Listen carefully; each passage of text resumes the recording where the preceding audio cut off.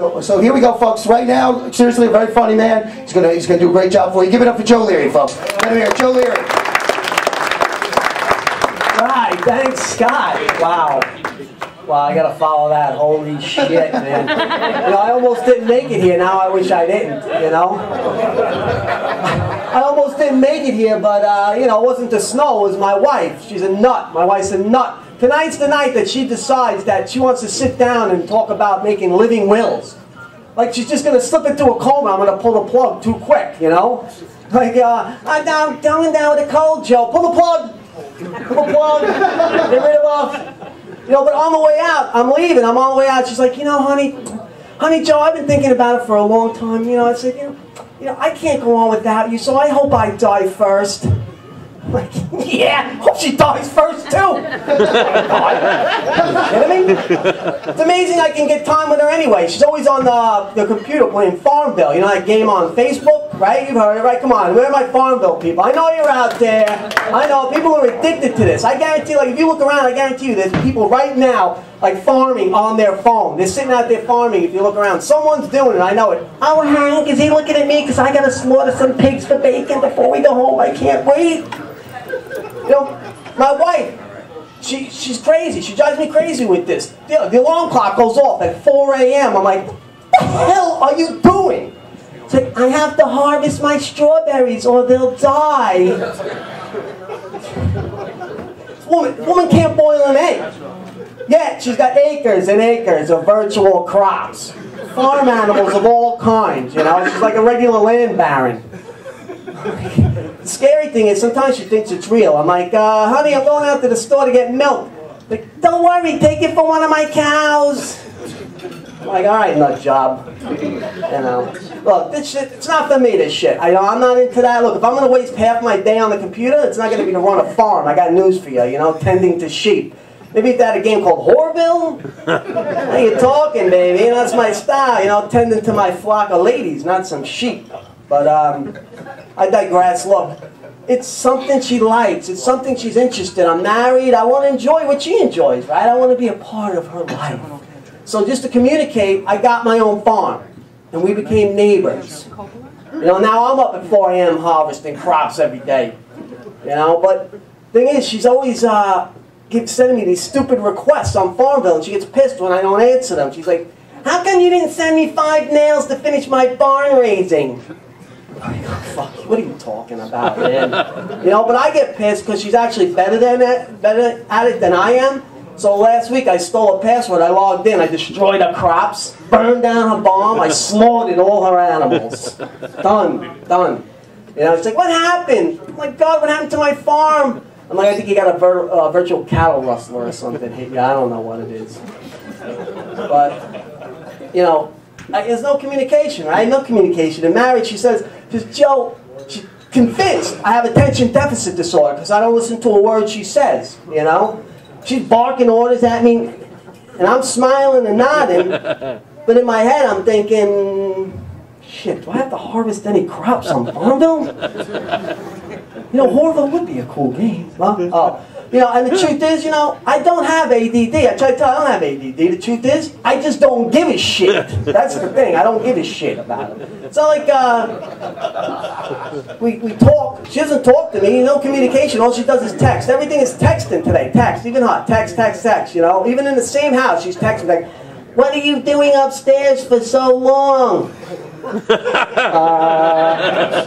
I'm watching King of Queens. What do you mean you're watching Sting do teens? I'm like, oh, it's my autocorrect, sorry. You know?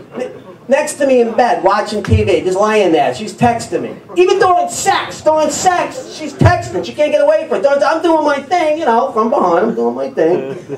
And she's texting me, OMG, Joe, OMG, OMG, Joe, OMG. Oh. Even laying in bed afterwards, you know, nice and comfortable, you know, we're sitting there hanging out and still. She says, I was faking, LOL, I was faking.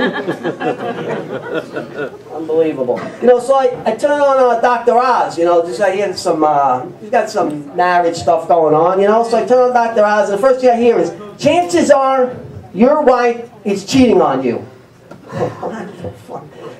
35% of women and 70% of men cheat. Holy shit, she's banging 2 guys! Fucking bitch. You know, to me, in the end, getting married was like joining the mafia. I don't know about you guys, it was like joining the mafia, because at the end, I knew eventually someone was getting paid to whack me off, you know? But, yeah! I know, it takes a while for that one to sink in a little bit, I know. But when I was a kid, I was so insecure I couldn't even masturbate. I just couldn't do it. I felt like I just didn't deserve myself, you know? But now that I have kids and a wife, you know, let me tell you something. Masturbation takes on a whole new meaning, people. I'm telling you, a whole new meaning. I like to call it me time, you know? Daddy time. Yes. Sorry. You know, when I was a kid, too, you know, I got like this because when I was 8 years old, my parents shipped me off to camp, right? But they didn't give a shit. They didn't care where I went. They don't care. They didn't give a shit about anything. They didn't read the brochure. It was an all-black camp. 8 years old, I get off the bus the first day. I'm like, Mommy, I'm scared. Race relations were not good in the 70s, people. I got to tell you, all the counselors were members of the Black Panthers. They all had afros, they carried switchblades, you know, they all wore t-shirts that said "Kill Whitey." I'm like, holy shit. They used to taunt me. We sit around every morning and sing the Sesame Street song. One of these things is not like the other. One of these things just does not belong. You know, but let me tell you something, man. After the first several beatings, it wasn't too bad. They, you know, it was a learning experience. It really was a real learning experience.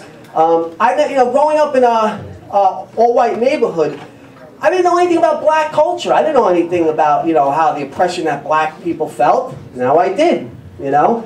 And it was learning was a two-way street. You know, those kids taught me what it was like to be a minority. And I taught them how to play hockey, swim, and read. So,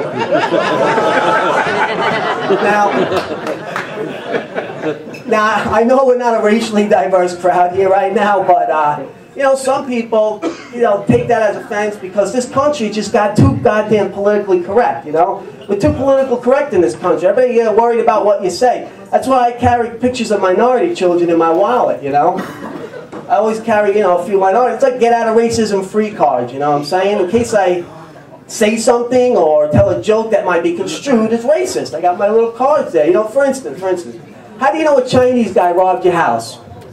Well, your computer's upgraded, your homework's done, and 2 hours later, the fucker's still trying to back out of your driveway.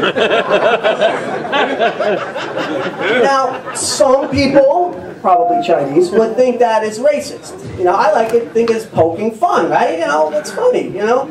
But for those people that think it's racist, I pull out my wallet, and I say, would Sarah and Ted Wong, you know, entrust me with a picture of their child, Dylan Wong, if I was a racist? I think not. The only trouble I have with that is getting the pictures. You know, sometimes it's hard because parents don't appreciate it when you chase their kid to a park with a camera. Are you Japanese? Chinese? Whoa, holy shit. Same thing. So, I also have a picture of a black kid in my wallet, but that was the easy one. That's when I got when I sponsored an African kid for 94 cents a day. You ever do that? You see that? That's like you see the guy with the white hair walking around the African village with the little kids. You know, he's like the Jerry Sandusky of Africa, right? He's always telling their walking around there in the commercial, telling their sob story. Little Mudia is born in the town of Tambia, where the only filtered clean water comes from the filtered urine of Kwame, the town drunk. You know? These poor kids, they're the celebrity leftovers, these kids. You know, Madonna, Angelina Jolie, they didn't want them. They didn't want them. So now they're trying to pawn them off on us. You know, 94 cents a day. They show these commercials at middle of the night. So who's sponsoring these kids other than drunken crackheads, you know? They're on at 3 a.m. Say, oh, I'm sorry, little Mudiwa. Antoine from Brooklyn couldn't send money this month. He spent it all on crack, Coke 45, and hose. You know? For now, just keep eating your mud. You know? And they make you try to think, you know, they make you feel guilty. They want to feel guilty. The guy's like, couldn't you for 94 cents? 94 cents? Come on, you fucking selfish crackhead. 94 cents. It's the price of a cup of coffee. Hey, Dude, that's what the dude lost me. I don't know where he's getting his coffee for 94 cents. You know what I'm saying? But if I got to give up my Starbucks Venti Mocha Caramel Frappuccino with whip, I better be sponsoring a Village, bro. You know? But I did sponsor a kid, and I was drunk. And when I'm drunk, I get emotional. That's what happened. You know, I'm up at night, I'm watching them on. I go, give me the phone, give me the phone. The horror. The horror! How can this go on for 94 cents a day? 94 cents, that's it, give me 10. I'm a Starbucks drinker. And being drunk, of course, the next day, I have no recollection of this whatsoever. Absolutely no recollection. Till like a week later, my wife comes into the living room, because she's like, Joe, are you drinking again? Like, how so? They're sending you pictures of African children again. Now, apparently I've done this before, so I'm like, there's probably like 5 really pissed off kids in Zimbabwe sticking pins like voodoo dolls that look at me, white devil, you know. But this time I swore I'm going to do it right. I'm going to do it right. So along with the money every month I send a nice gift, something they could use in the desert. Like last month I sent him a Blu-ray disc player, you know, which I hope he has a nice HD TV that goes with it. But, you know, and I sent them The Game of Life, the African version. Where you get adopted by a star or you get eaten by lions. I think my guy's going to do good. So, oh, the other day, man, this happened to me. It's annoying. I'm sure it happened to everybody else. I needed a birthday card last minute, right? Birthday card last minute. I run into the card store and it takes me an hour. An hour. Why? Because I get behind lottery people. Ever seen lottery people?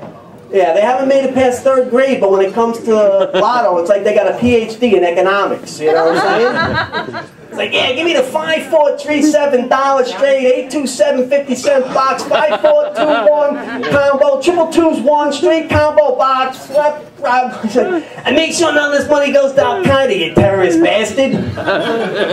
Oh, don't call me terrorist, you know I'm not terrorist. Look, I have an American flag in my window. And you know that they're spending the last of their welfare checks while their family's at home eating beef jerky for dinner. Poor people.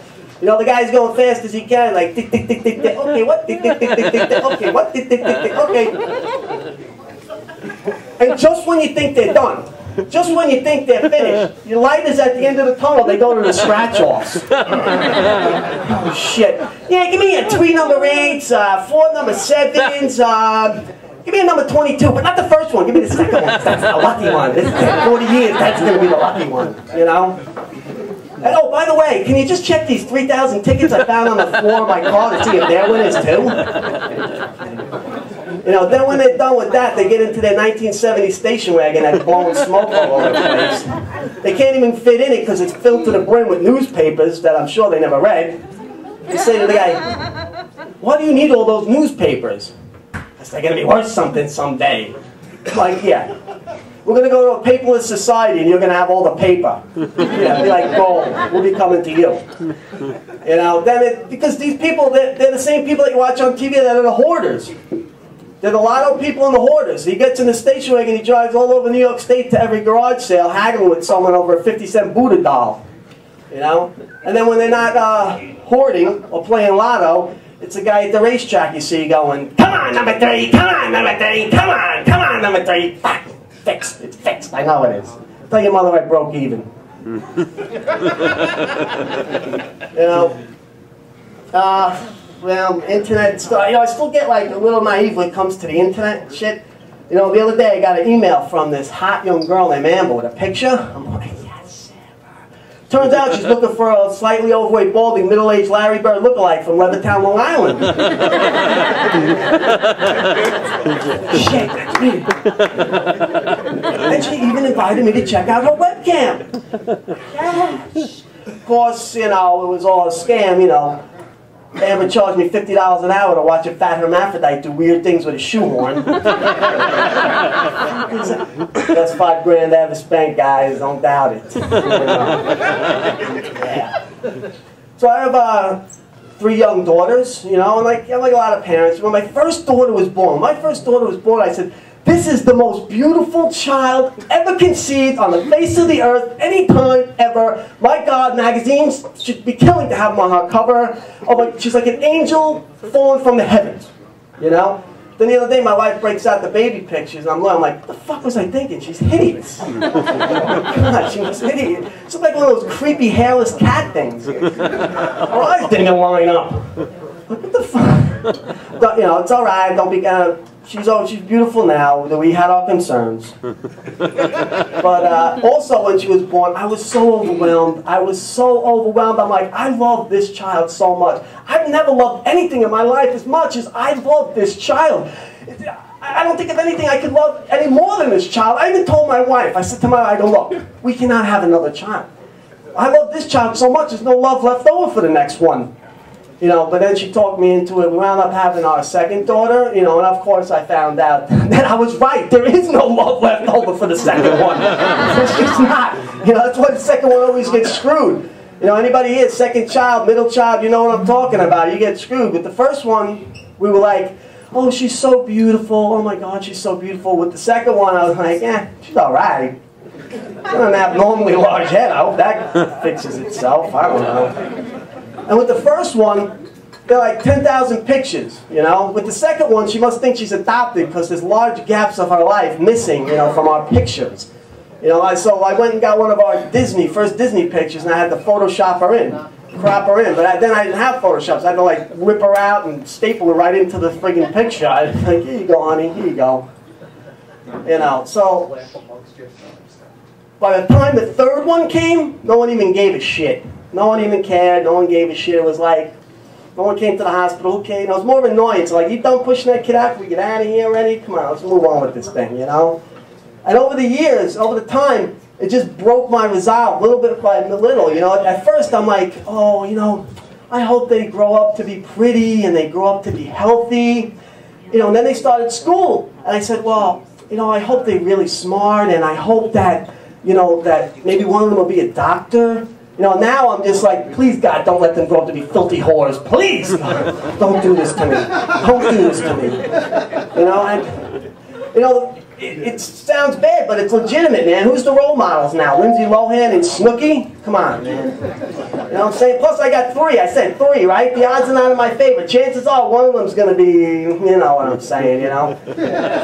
Some nights I just sit at the dinner table and I try to figure out which one it's going to be. I'm like, the redhead. I know it's going to be the redhead. God damn it, she was my favorite too, you know? Emily, get up to your room and don't come down till you're 30. But Daddy, I didn't get up to you dirty, rotten little...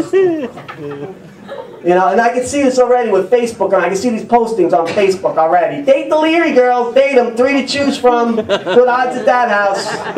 Go to the redhead, though, it's guaranteed. You know.